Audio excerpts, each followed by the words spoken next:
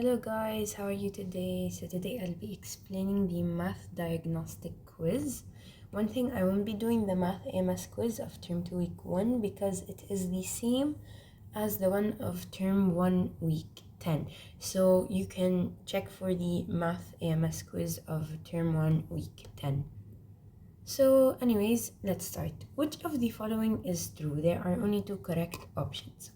We should know when looking at domains, there are many different types of domains depending on the type of function we are given. If we are given a basic function like this, where it's squared or x, or it's like a whole number without radicals and without fractions, then definitely the domain is the set of all real numbers. So we do not choose this one because it said all whole numbers.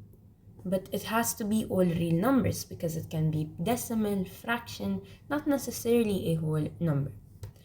Now we move on to the next one. We have a radical. In the radical, the only condition is that solving the one inside, in this case it's x plus 5, x, okay, has to be either greater than or equal to 0. This number has to be either greater than or equal to 0. So if you move this to the other side, you are gonna get that x is greater than or equal to -5. So definitely this is wrong because it says the set of all real numbers except -5. And this is correct because it says the set of all real numbers greater than or equal to -5. Basically, how do you think of it in the radical? The number inside the radical, or the final answer inside the radical, cannot be a negative because you remember we cannot have a negative radical, and it can be 0. It can be 0 and any positive number. So as long as it is 0 and any positive number, so greater than or equal to 0, then we can put it. All right, so that means this over here is the correct option. Now moving on, we have a fraction, and if you remember, in a fraction we cannot have our denominator as 0. So we take the denominator, x plus 1, and we make it different than 0. Bring this to the other side, x is different than -1. So definitely it's not the set of all real numbers. Moving on to this one. This one we said is the set of all real numbers. There is no exception to it, so this is incorrect. And finally, it is the set of all real numbers except -1, so definitely this one is correct. Moving on to the next one. Which of the following is true about this graph? So first thing we're gonna do, we're gonna start with this number over here. First of all, is it positive or is it negative? It is negative. Since it is negative, that means it opens downwards. All right, remember, anytime it is a negative, it is upset. It will open downwards. It's gonna be a sad face, like my teacher said, and a sad face.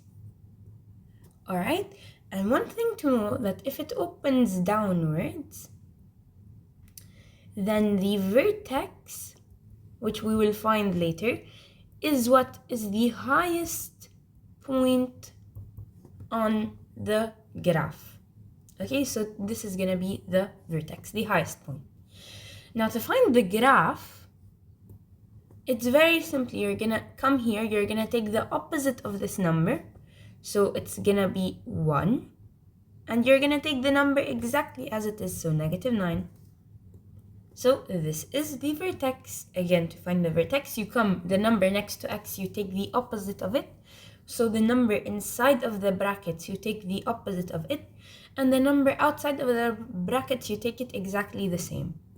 Also, to know the range, okay, since it is opening downwards, that means y is less than or equal to this number over here, which is -9.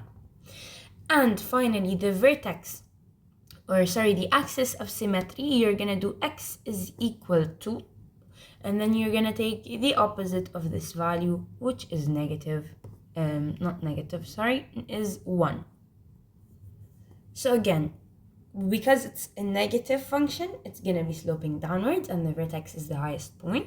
To find the vertex, you take the opposite of the number inside of the brackets and the number exactly the same outside of the brackets. Then the range, because it is negative, it's gonna be less than or equal to, so y is less than or equal to this number over here, which we call the k. Then to find the axis of symmetry, you're going to take the opposite number of h. Very simply. Now that we have all this information, let us choose the correct answers. X equal 1 is the axis of symmetry. This is true. The vertex is the highest point of the graph. This is also true. Is this the range? No, we said the range is the numbers y less than or equal to -9. So y is less than or equal to -9. We also know it opens downwards because it's negative. And finally, the vertex, we said it's not at -1, -9. It is at 1, -9. So we move on to question number 3. These are all grid questions, of course. If you remember them, then khalas, it's gonna be easy for you, good for you. Now they told us what is the value of f -5 if f(x) is equal to -5x squared minus 4x plus 9. In this exam, I believe they said we're not allowed to use calculators, so we're not going to use them. Instead, what we are going to do is substitute. So it's going to be -5 times -5 squared minus 4 times -5 plus 9. Then it becomes -5 times 25 plus 20 plus 9 minus 125 plus 9. And then you can do 125 minus 9, 15, this becomes 1.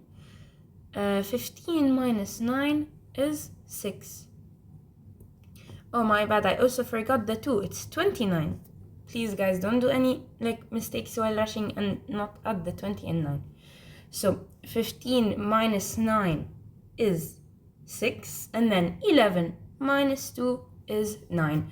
So our answer is gonna be 96. But is it positive or negative? We go back to the original equation and we see that the bigger number is negative. So of course it's gonna be a negative number. So here it is negative 96. Now we move on to question number 4. They need the rule for the function graphed below. Very simply, what we're gonna do is we are gonna take from this point, we can find the x, so our x is -2, and then we can find our y, which is 6, so -2, 6. And always remember, when we are talking about something like this, the h is always the x and the k is always the y. So if we go up to substitute, let's write first of all the basic equation of the absolute function. Y equals ax minus h plus k. Okay, we got our h to be -2 and our k to be 6. So substituting it now, it's going to be y is equal to ax plus 2 plus 6. Okay, next thing we're gonna do is take any random point. For example, -4, 4. This will work as a point. Okay, then we're gonna substitute it. The -4 is gonna be instead of the x, and the 4 is gonna be instead of the y. So now it looks like this. 4 is equal to a minus 4 plus 2 plus 6. Okay, bring plus 6 to the other side. You are gonna get 4 minus 6, which is -2, is equal to a minus 4 plus 2 is -2, but in absolute value it becomes 2. Now bring this to the other side, so -2 divided by 2 is equal to a, so a is then equal to -1. So very simply, our answer over here is -1, then here is 2, and here is 6. So -1, 2, and 6. We move on to question number 5. Now we need to also find the rule for this function below. This is not the absolute function, it is the parabolic function. So to write the basic equation, it's y is equal to a times x minus h squared plus k. So then we're going to take the vertex point from here. It is 2 minus 2. Okay, so we know this is our h and this is our k. So substituting it, we are going to get y is equal to ax minus 2 squared minus 2. Okay? Now, very simply, usually in the exam, what would they do? They will give you specific points to use. But here, we can use any point. For example, we can use 1, 1, 0. Our x is 1, our y is 0. Okay? So, 1, 0. We can use it and substitute it. But in the exam, if you look really carefully, they will give you a point. You have to use this point. Okay? So now, anyways, substituting it, you're gonna have y is 0. So 0 is equal to a 1 minus 2 squared minus 2. Bring minus 2 to the other side, you're gonna get 2. 2 is equal to a times 1 minus 2, which is minus 1 squared. 2 is equal to a minus 1 squared is 1, a times 1. So that means 2 is equal to a. So very simply, it's going to be here 2, and here 2. So it's 2, 2, and 2. Now we move on to question number 6. In the figure below, line A is tangent to the circle at H and forms an angle of 74 degrees. So very simply, you see it's intercepting the same arc. Okay? Since they are intercepting the same arc, then that means they are equal angles. So if this is 74, and this is also 74. So the answer over here is 74 degrees. Question number 7. In the figure below, S is tangent to the circle at R. The measure of the angle formed by S and line MR is x degrees. Let us find x degrees. Okay, this is like a fun activity. First thing we know is that it is a tangent, okay? Our first condition is that it has to be a tangent and then it is with another line, okay? If it's intercepting this arc over here, that means this angle is equal to half of this arc.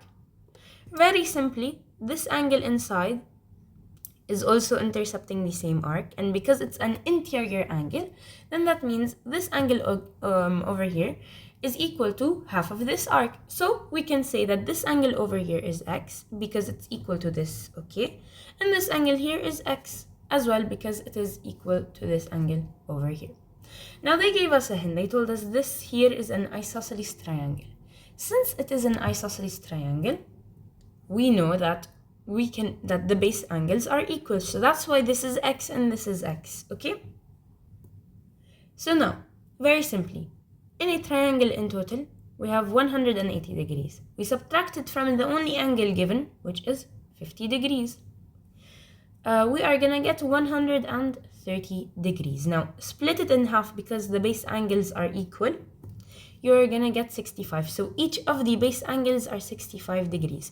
And because they are this one is intercepting the same arc as this one, this leaves us only with the conclusion that this angle over here is 65 degrees. So very simply, x is 65 degrees. Question number 8. Again, this is a very simple question.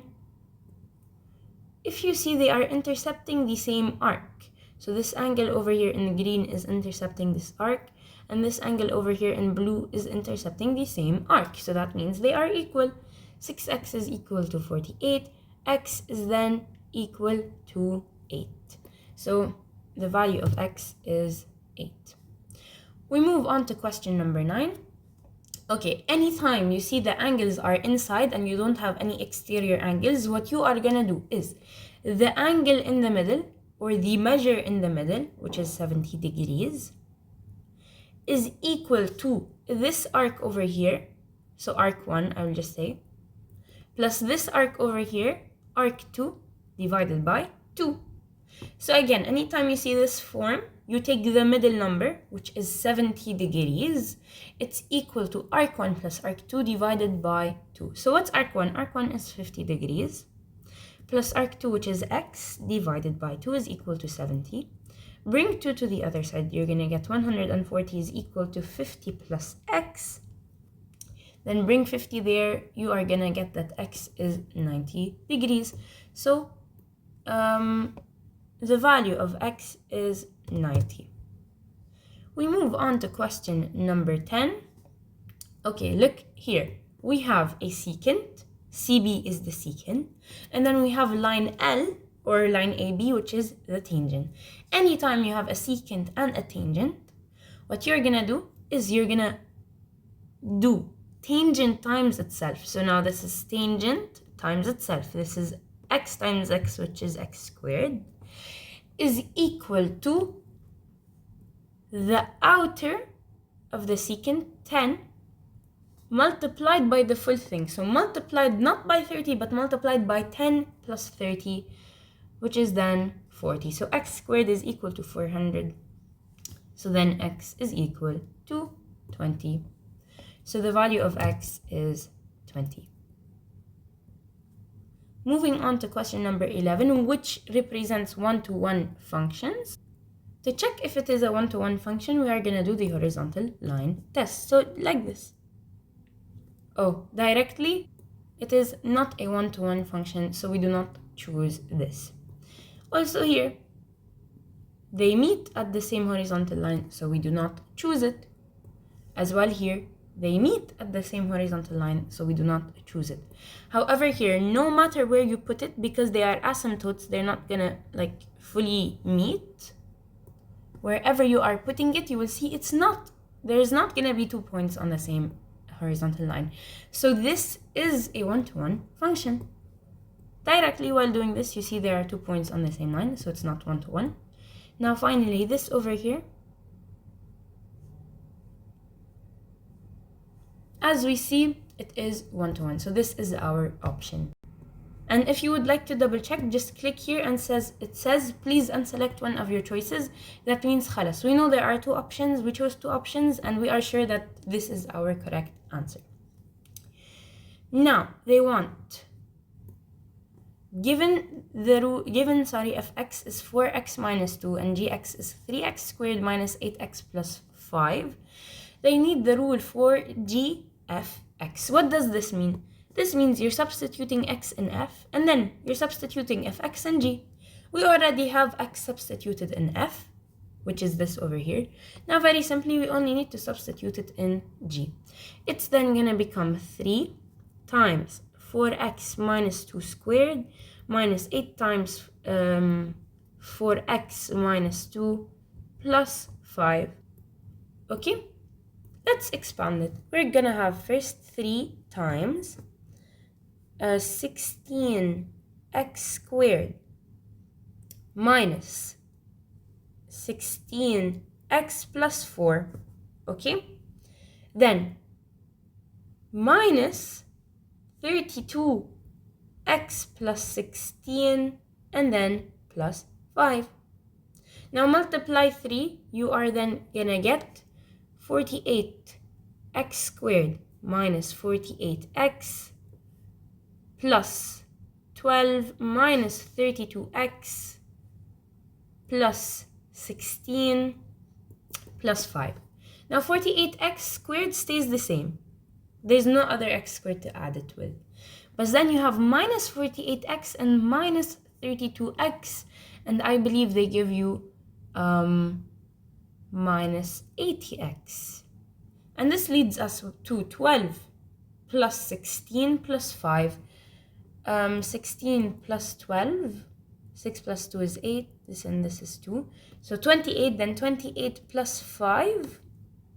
So here is gonna be 3, and I think it is then 33. So that means our final answer is 48x squared plus, minus 80x, then plus 33. So here was 48 and here was 33. Now the last and final question, we have this over here. They need the inverse of the function. Very simply, to find the inverse of the function, what we are gonna do, we have 2 ways. I'm first gonna start with the long way but the more accurate way, and then the second way, which is really a quicker way. but it's like risky. You don't know if it's correct or not. What we're gonna do here is we're gonna take fx and replace it by y. Y is equal to minus 5x plus 2 over 3x minus 1. Then we're gonna do cross multiplication and we're gonna get 3xy minus y is equal to minus 5x plus 2. Then let us bring all of the x to one side, okay? So that means we're moving this here because it does not have x, and we're moving this here because it has x. So now it's gonna be 3xy plus 5x is equal to y plus 2. Then take out the x, so factorize the x. It's gonna be x times 3y plus 5 is equal to y plus 2. Then divide both sides by 3y plus 5. You are gonna get x is equal to y plus 2 over 3y plus 5. And this is how it's supposed to be finally. But before we submit it, what we are supposed to do is we're supposed to change the x into f inverse of x. So the f inverse of x is equal to, and then change every single y to x. So x plus 2 over 3 times x plus 5.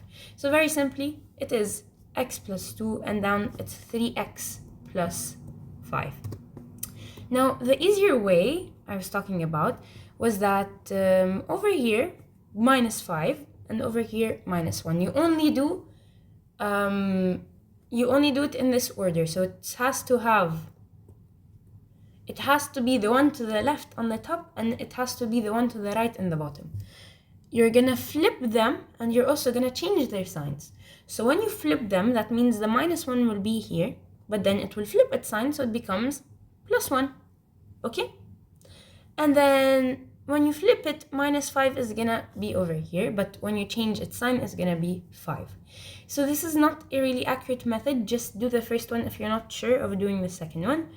I've not submitted this quiz before, so let's submit and hopefully we don't have any mistakes. And thank God we don't have any mistakes. Thank you guys for watching, and I hope you have a wonderful day.